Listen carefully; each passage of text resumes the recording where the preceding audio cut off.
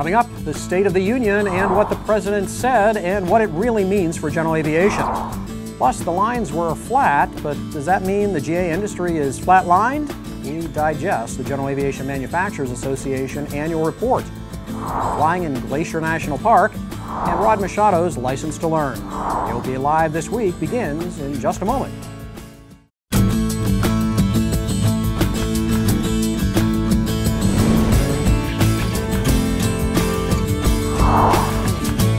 The President said Tuesday night that we must promote economic growth and job creation in the United States. But are possible government actions going to throttle the aviation economic engine? Hello everyone, I'm Tom Haynes. We'll try to answer that question. Thanks for joining us on AOPA Live this week. The President called for spending cuts and changes in the tax code to reduce the nation's huge budget deficit.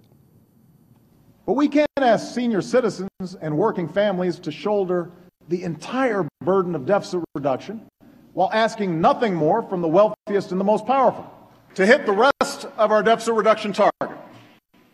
We should do what leaders in both parties have already suggested and save hundreds of billions of dollars by getting rid of tax loopholes and deductions for the well-off and the well-connected. After all, why would we choose to make deeper cuts to education and Medicare just to protect special interest tax breaks? But the problem is that the White House has been singling out general aviation aircraft owners for getting a special interest tax break when the truth is that so-called tax break benefits all businesses large and small. AOPA President Craig Fuller has some thoughts on how general aviation, if allowed to, can continue to be a big part of the deficit solution. A few days ago, President Obama's press secretary mentioned in passing that the President wants to eliminate subsidies to corporate jet owners. It's a politically popular line in tough economic times, but it's wrong. There's no subsidy to eliminate and no tax loophole to close. General aviation is an incredible American success story. It's a homegrown industry that exports aircraft worldwide and generates 1.2 million American jobs and $150 billion in annual revenue. But many of these jobs could disappear if President Obama's proposals become reality. The so-called business aircraft loophole is actually a depreciation schedule set by Congress in 1986. The administration wants to shift the schedule from 5 to 7 years to gain a small amount of revenue. But the change would hit the general aviation industry hard by slashing sales while providing what Bloomberg News estimates would be less than 0.1% of the President's target. All this is happening at the same time sequestration threatens to lay off some 2,000 air traffic controllers and close more than 200 contract-operated control towers. Ironically, the FAA under President Obama has spent more than $11.7 billion improving public airports. Some of that work was done as part of the President's economic stimulus. Yet his administration now wants to restrict the use of these improved airports. That just doesn't make sense to me. General aviation has had a rough few years, just like other U.S. industries. It might be a convenient political symbol, but grounding a symbol isn't going to solve the debt crisis or put Americans back to work. General aviation is on the right course. We need to hold that heading. The President also talked about the upcoming sequester, the across-the-board federal budget cuts that hit March 1st if Congress doesn't act. Those budget cuts could put an industry that's about to take off into a holding pattern. When we look at what potentially could happen in sequestration, one of the impacts is if the FAA has to furlough employees, folks on the certification branch are folks we have to go through to get product to market, obviously. We have to have test pilots from the FAA that help to fly some of our products right before it goes into final certification. So there's so much that we work cooperatively with the FAA to be able to get done, and they're intricately involved in every part of the certification process. So we have to have them at work, and if sequestration puts a large number of them on furlough, it's really going to hurt us. And the General Aviation Manufacturers Association says there's a pent-up demand for new aircraft if government policies don't get in the way. Tom Horn reports from GAMA's annual State of the Industry event in Washington, D.C. In 2013, we're seeing a renewed enthusiasm for general aviation. We're focused on the vast possibilities and development that is taking place is an example of how our industry, despite obstacles, soars ahead. The General Aviation Manufacturers Association always puts the best face on the numbers. But don't let the numbers fool you. More than 20 new fixed-wing aircraft and helicopters are in development at Gamma companies. These companies include where I work at GE and all the others. We're investing billions of dollars to create new, more efficient and safer products and designed for the global customer and the global market.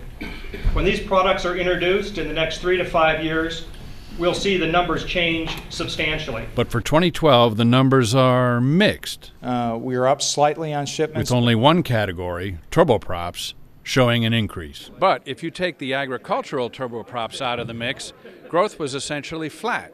So here's the state of the general aviation industry. In 2011, U.S. manufacturers shipped a little more than 1,400 fixed-wing aircraft. Last year, the number increased slightly to a bit more than 1,500. Turboprops are up about 10%. Remember, that's because Gamma is now counting ag aircraft. Jets are down about 3.4%. And for piston aircraft? If we look at 2012 and compare it to 2011, slightly down, about 2% down on shipments and commensurate a slight drop in the billings. And why aren't people buying more aircraft? I think it just comes down to one thing, it's the economy.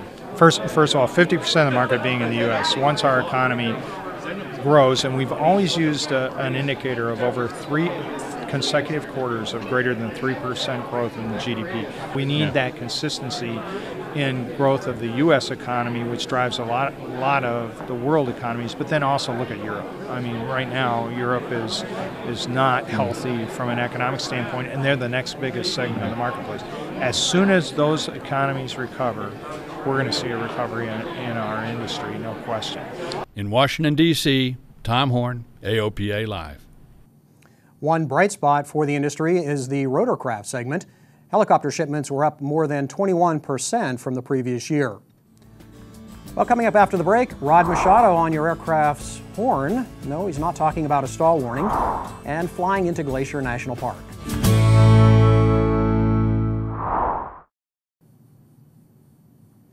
Welcome back. You're watching AOPA Live this week. If you have a horn on your car, should you also have one on your airplane? In this License to Learn, Rod Machado says you should, and he shows you how to do it. One of the big concerns that pilots have is having somebody walk or stray too close to their rotating propeller blade. Now, of course, if you're like me, and I know I am, I never let anybody get out of my airplane or get into my airplane while the engine is running. I hope that's your procedure too.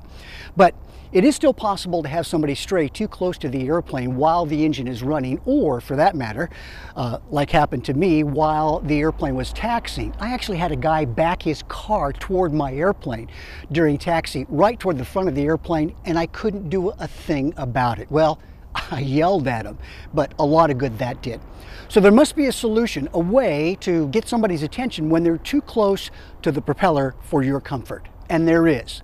My friend Jeff Gladish came up with a wonderful solution, and let me show you how it works. Whenever somebody strays too close to Jeff's rotating propeller blade and he starts to get nervous, he gets the person's attention by taking out one of these little babies and doing this. Now that is an attention getter. These little air horns can be purchased at almost any marine supply store for around $11. And yes, they come in larger, more powerful sizes, but I'd advise against using one for fear that you might knock the Earth out of its orbit.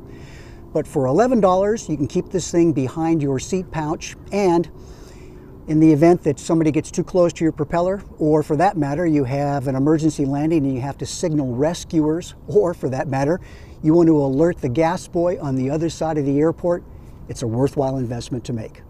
I'm Rod Machado for AOPA Live. Thanks, Rod. Good tip.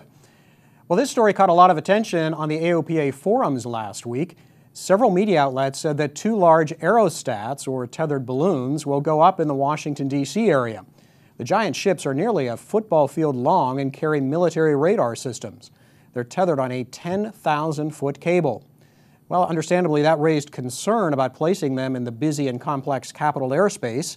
AOPA Manager of Aviation Security Tom Zecca worked his contacts and found out there's nothing to worry about. So yesterday I called the Office of the Secretary of Defense, and they explained that actually those two aerostats are scheduled for fiscal year 14, which would be October of this year, 13, and that they're going to be placed in the restricted area at Aberdeen Proving Ground in Harford County, Maryland. Now that's restricted area 4001 Alpha, which is just to the east of Martin State Airport, about 12 miles or so northeast of Baltimore. So that being the case, being restricted airspace, that special use airspace, if they can contain the aerostats within that airspace, not really a threat to traffic. The government says the balloons are for Homeland Security. AOPA will continue to follow the planned rollout of the billion-dollar system to make sure there is no future threat to general aviation. Our friends at Sporty's Pilot Shop have just released the annual report for its charitable operations. The Sporty's Foundation works to secure a robust GA community, and much of the foundation's work has been towards getting young people interested in aviation. Very important we get to these kids when they're young, let them know there is a field of aviation and how great it's been for all of us. Probably the greatest expense for the Sporty's Foundation is the next step for the Young Eagles. And we wanted a program for the Young Eagles, not just one shot, not just one flight, not just 1 week a year in Oshkosh. We wanted something they could do all year long. And the next step really is our complete video course.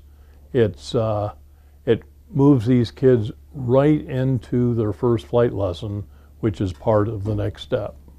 The EAA's Next Step program, a follow-up to Young Eagles flights, receives the largest bequest from Sporty's Foundation. That funding allows Young Eagles to take Sporty's online Learn to Fly program for free.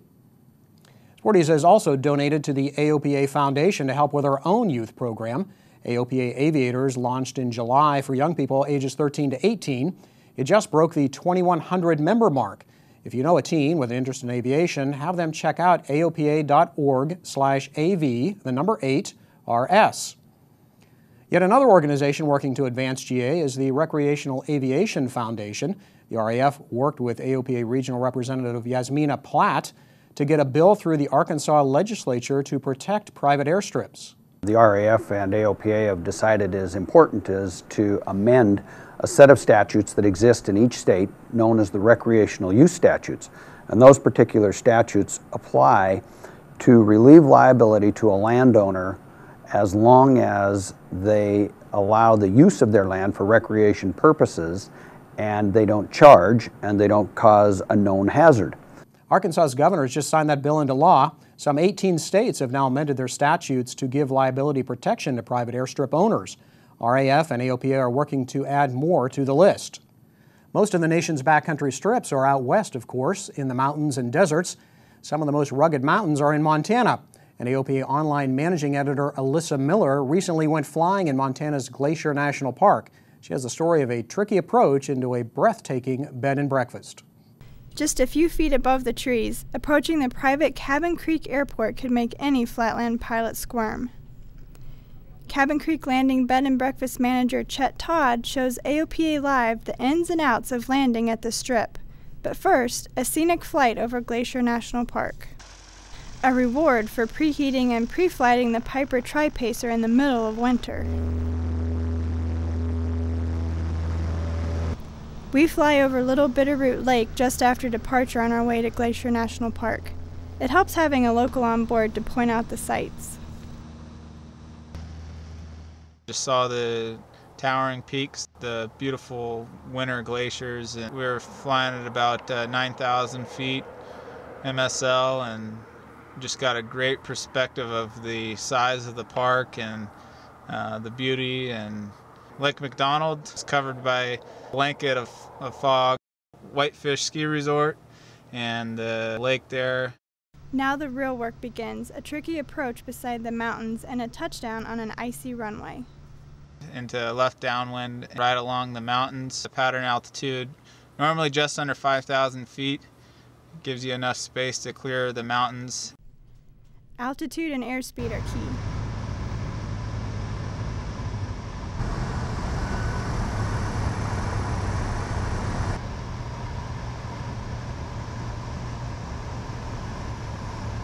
The beautiful part about landing at Cabin Creek Landing is that you can taxi up and refuel right here and then come in and get toasty warm in Cabin Creek Landing bed and breakfast, take our courtesy car, explore the area a little bit, or do some more flying.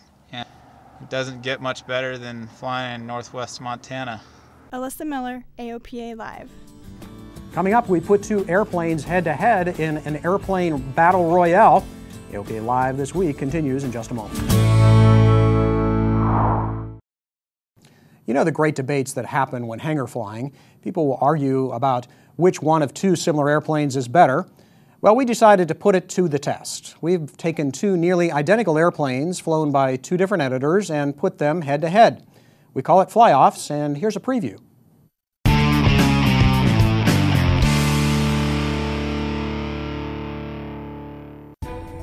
This episode is the Battle of the Home Belts. AOPA Pilot Senior Editor Dave Hirschman in this RV-7 built by owner Bill Cluffley. And AOPA Flight Training Editor Ian Twombly in this Mustang 2 built by owner Carlos Celia. We'll compare flight characteristics and see how big of a difference we can get out of the two similar designs.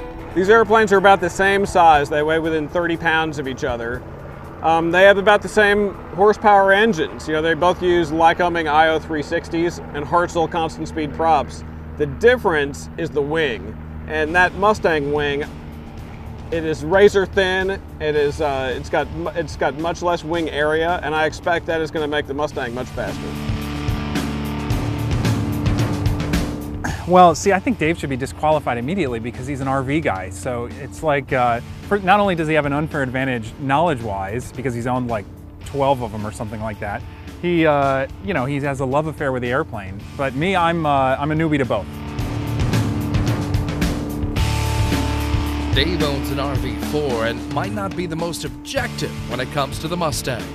First, Carlo, I don't know how you won that Oshkosh Award for this airplane because these wheel pants are clearly put on backwards. I know in South Africa, things circulate the opposite direction, but still, a South African guy should still be able to get the wheel pants on in a straight. Yeah, when I mentioned right? that it gave me a 10 to 12 knot gain in speed, their conversation tone changed dramatically. Hey, it's better to look good than to fly fast, right? Sometimes ramp appeal counts for a lot. See, I think it's so fast that it's like the wheel pan is peeling away because it's changing the shape of the fiberglass as you go. So, right. And let's talk about these wings for a minute. Holy cow, these things are razor thin. Do they provide enough lift to get this thing off the ground? Yeah, more than enough. Surprisingly so. They're actually based on the NACA 64 series laminar flow wing, which is shared by the P-51 and the Learjet. So they have, in effect, the jet-like flight characteristics. And probably jet-like departure characteristics too. What are what's the stall going to be like on this one? Should be reasonably abrupt. It's not a benign stall, but it's reasonably predictable and controllable throughout. The point's to go fast. Who cares? It's like, look at it. I mean, it's a cool taper. I love it. It looks good. I think, you want to talk about wings, we should go over to the RV, but what are you saying about the RV wing? Well, why don't you just fly like a Cherokee? Look at it. It's it's fat and it's a big rectangle. This looks like it's going to be fast and fun. Yeah, total performance, pal. Total performance. And I got to say, speed is the most overrated thing in an airplane. You're probably right about that, actually. I think he's probably going to be a little faster than me, but I hope I can take him in the climb. Definitely can fly a lot slower than he can. So I think I'll get 2 out of 3. I'm clearly biased to my plane, but we'll see. We'll see what the flight test yields. But enough hot air. Now it's time to put the airplanes to the test. And number 2's on the go. The climb out was neck and neck. Both airplanes showed the same performance.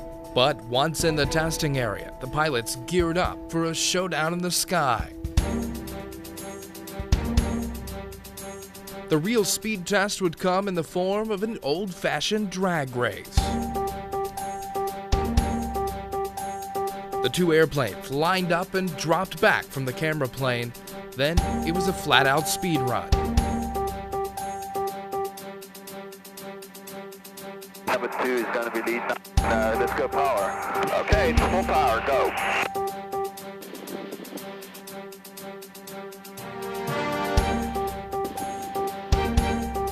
The RV-7 appears to take an early lead, but here comes the Mustang II.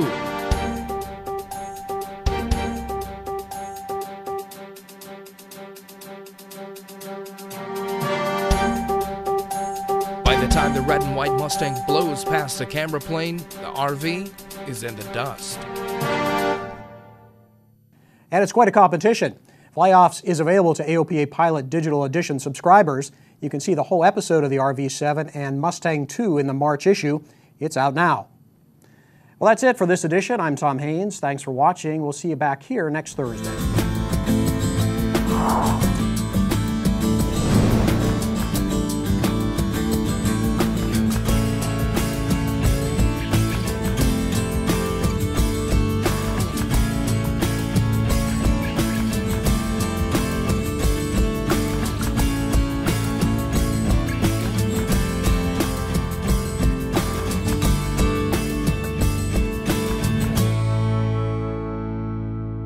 Every Thursday, we're working to get you answers. The most experienced reporters in general aviation, bringing more details as they develop. The stories that affect you. We talk with our own safety expert. Every Thursday, AOPA Live this week.